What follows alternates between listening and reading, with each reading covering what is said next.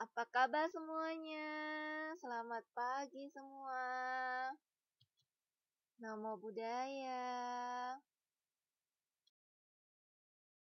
Sebelum kita memulai materi pembelajaran kita pada pertemuan kali ini, kita baca Parita Namakaragata bersama dulu ya. Arahang sama sambuddho bhagava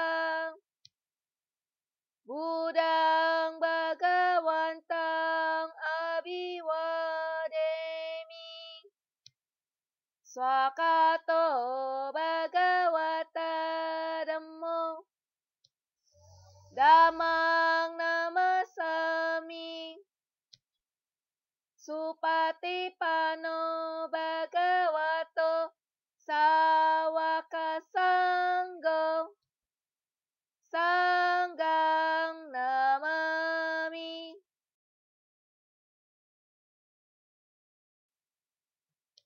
Sabe sata bawantu suki tata. Semoga semua makhluk berbahagia. Sadu, sadu, sadu.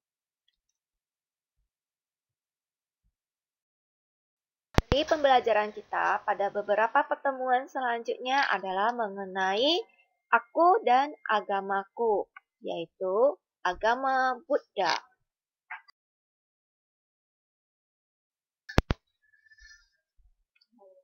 Nah, pada pertemuan kali ini kita belajar mengenai tempat ibadah umat Buddha.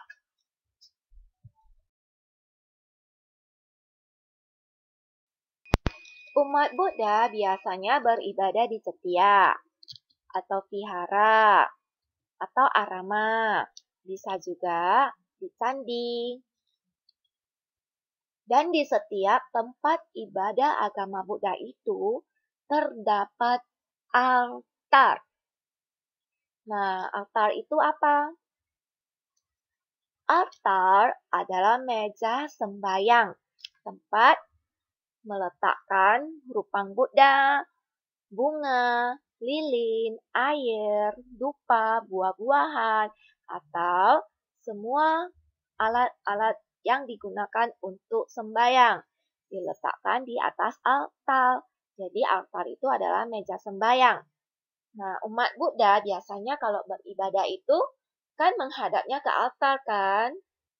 Nah, ingat ya, altar itu adalah meja sembahyang, tempat meletakkan rupang Buddha, bunga, lilin, air, dupa, dan buah-buahan. Dan kita beribadah menghadap ke altar. Nah, sekarang kita akan belajar mengenai cetia terlebih dahulu. Coba kita perhatikan dan amati gambar yang ada di layar. Ini adalah gambar cetia. Cetia adalah tempat ibadah agama Buddha yang paling kecil. Jadi, tentu saja, cetia lebih kecil daripada vihara. Dan di dalam cetia itu hanya mempunyai satu ruangan saja yang ada altar Buddhanya. Dan ruangan itu disebut Bhakti Sala. Bhakti Sala adalah ruangan sembahyang atau ruangan tempat puja bakti agama Buddha. Oke? Nah, karena hanya mempunyai satu ruangan saja, maka di cetia tidak ada kuti. Karena tidak ada kuti, maka para bhikkhu tidak tinggal di cetia. Karena kuti adalah tempat bhikkhu bermeditasi dan tempat tidur bhikkhu. Oke? Karena di cetia hanya mempunyai satu ruangan yang ada altarnya yang disebut Bhakti Sala dan tidak mempunyai kuti, maka para bhikkhu tidak bisa tinggal di cetia. Namun para bhikkhu bisa datang dan melakukan puja bakti, keagamaan, hari raya agama Buddha, atau kebaktian-kebaktian lainnya. Namun bhikkhu itu nantinya akan pulang ke vihara. Oke? Bisa dimengerti ya, cetia adalah tempat ibadah agama Buddha yang paling kecil dan hanya mempunyai satu ruangan yang disebut Bhattisala.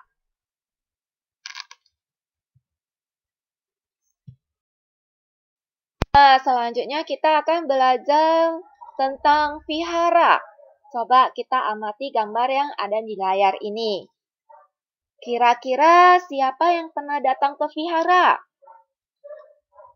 Nah, vihara adalah tempat ibadah agama Buddha yang lebih besar daripada cetia. Di vihara ini juga terdapat atap Buddha loh. Vihara juga memiliki beberapa ruangan, yaitu ruangan kebaktian atau dharmasala, ruangan perpustakaan, ruangan meditasi, dan ruangan kuti. Kuti adalah ruang atau tempat tinggal bikku. Jadi, karena di vihara terdapat kuti atau ruang tempat tinggal bikku, maka para bikku itu biasanya tinggal di vihara. Karena di vihara terdapat kuti, ruangan khusus tempat tinggal bikku. Oke? Karena vihara itu lebih besar daripada cetia. Jadi, memiliki kuti. Jadi, para bikku bisa tinggal di vihara.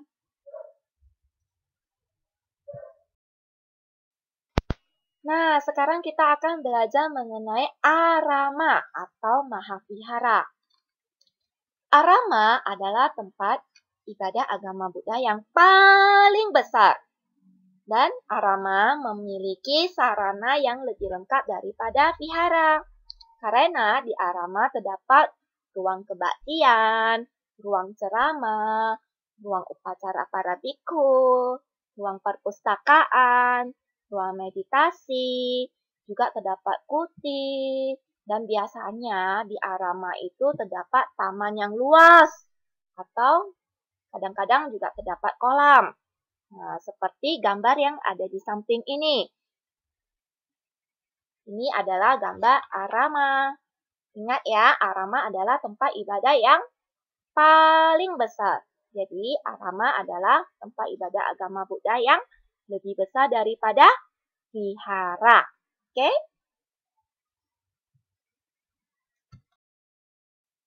Dan yang terakhir, kita belajar mengenai candi. Candi merupakan salah satu tempat ibadah umat Buddha.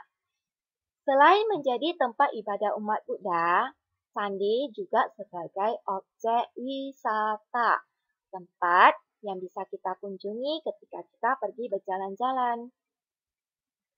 Salah satu candi yang paling besar di Indonesia adalah Candi Borobudur yang terdapat di Pulau Jawa. Apakah ada yang pernah mengunjungi Candi Borobudur? Oke, pembelajaran kita pada pertemuan kali ini telah selesai sampai di sini. Sabe sata bawantu suki tata. Semoga semua makhluk berbahagia. Sadu, sadu, sadu. Terima kasih semuanya. Sampai jumpa di pertemuan selanjutnya. Soti Hotu.